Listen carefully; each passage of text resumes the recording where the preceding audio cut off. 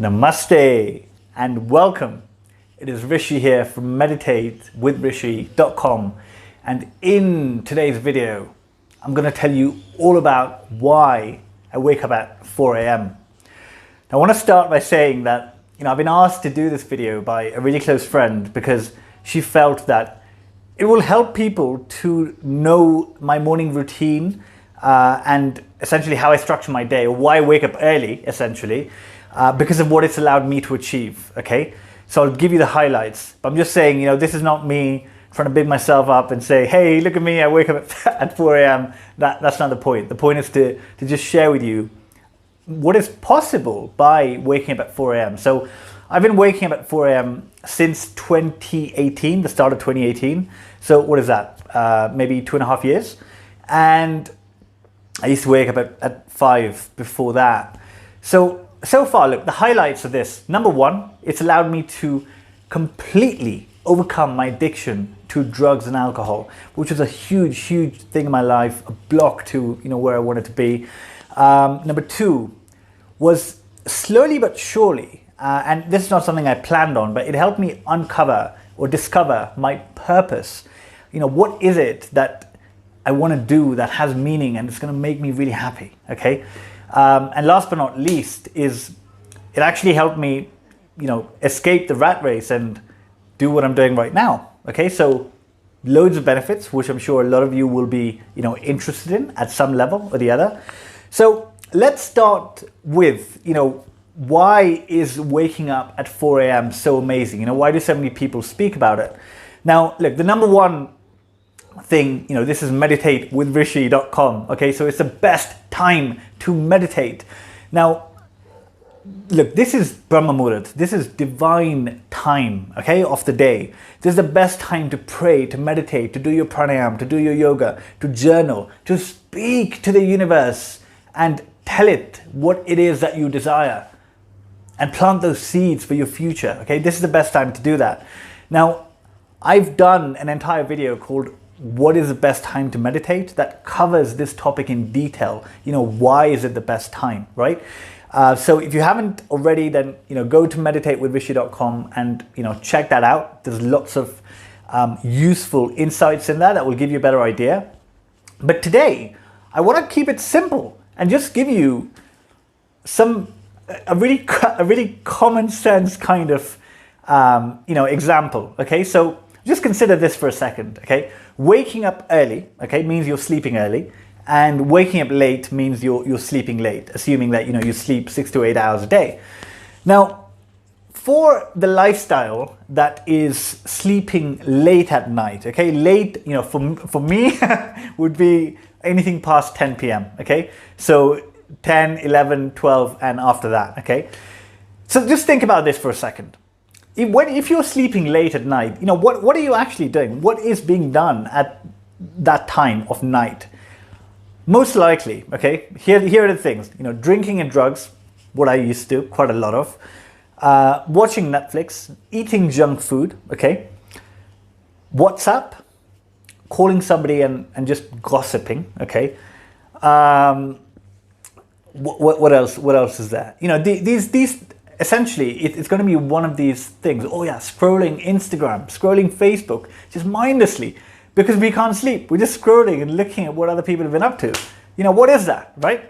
So all of these activities, drinking, eating junk, Instagram, Facebook, WhatsApp, Netflix, all the screen time. If we're going to put them in one basket, we'll just label them. We can label them as mind-numbing activities. All these activities done at that time of the night especially, they just numb your mind and they take you further away from the clarity that you are supposed to operate with, which is your true state, okay?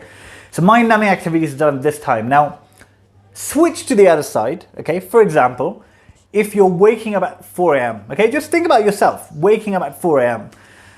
What would you be doing at that time? Would you be drinking and doing drugs after waking up? No, right? No. Would you be watching Netflix? Probably not. Would you be scrolling Instagram and Facebook at that time? No. Would you be eating junk food? You open a packet of crisps at 4 a.m. and eat it? No, right? Would you call somebody and gossip? No. All these things, right, you would not do them. At that time, you are motivated. You are feeling positive. You want to do something that is going to be productive or good for you.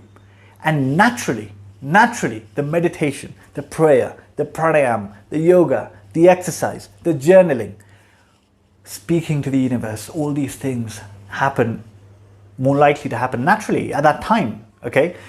Now, if we put all of these into a basket, meditation, pranayama, yoga, journaling, speaking to the universe, prayer, exercise, what would these be? Mind expanding activities. So on the one hand, sleeping late and waking up late, you're doing more in the day, okay? Maybe even if it's just 2 hours, more in the day of mind numbing activities.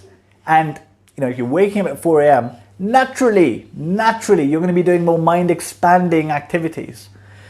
Now, if we consider the law of compounding, okay? So you wake up at 4 a.m. one day and your mind expands a little bit, and then you do it for a week, and you do it for a month, and your mind expands more and more. You do it for a year, your mind is in another state completely. And remember, our outer reality is really just a reflection of our inner world. So just by conceptually, just expanding your mind by waking up at 4 a.m. and doing these positive activities versus, sleeping late and doing the mind numbing activities, just by that, your reality will change. Just by that, okay? So that is all I wanted to share. Now, maybe I'll just add, my story and how I did it essentially. So it makes sense. How does it actually work? How do you go about it, right? So, and the reason I want to share this with you is because I truly believe that if I could do it, you can definitely do it. Because there are very few people who are worse than what I used to be with my habits and, drugs and alcohol and all those things, right? So my slope essentially was much steeper. I had a much longer way to go to even get to what is just normal bad stuff like, Netflix or just eating pizza, okay? I had a much bigger slope to climb, essentially. So here's how it worked, okay? I started waking up at 5:30. This is around 2016, 2017. So I waking up at 5:30 to do meditation, okay? As time progressed, I started loving the meditation so much that I started waking up at 5, okay? And I used to practice for longer. And slowly but surely, the meditation started winning. It started becoming my favorite activity of the day. And then I would try to ensure that I am in a state at 5 a.m. where I can enjoy my meditation the most, right? So my biggest block to having a good meditation was being hungover, okay? So naturally, I started drinking less alcohol, started doing less drugs. My usage of these substances went from a few times a week to, I'm going to summarize here because we're short on time. It went from a few times a week to a few times, a month, to maybe once every few months, okay, to once every 6 months, to a handful of times like in a year, okay? And then in 2018, when I started waking up at 4 a.m., 2018 was when I somehow decided to do dry 2018, which is not drink or consume anything for the whole of 2018. Did it work? No, but I did it till September. The first time I partied was on my birthday. And then a couple of times after that. So imagine in the whole year, just, a handful of times. And now, right, we're in 2020, it is completely history, okay? Now, what is the effect of that? The effect of not doing those negative things. Now, those were the negative things for me. You may have other negative things that you're doing, which waking up at 4 a.m. could change, right? The effect of that was the less of that stuff I was doing, the more I was working on my morning and expanding my mind and getting clear. With clarity is so important, not having clutter in your mind. Because people, so many people say, I don't know what my purpose is, I don't know what I should be doing. No problem. It's only because there's too much mental clutter. Take away the mental clutter, that will surface on its own. It's really that simple. It's just a process, with time it happens, okay?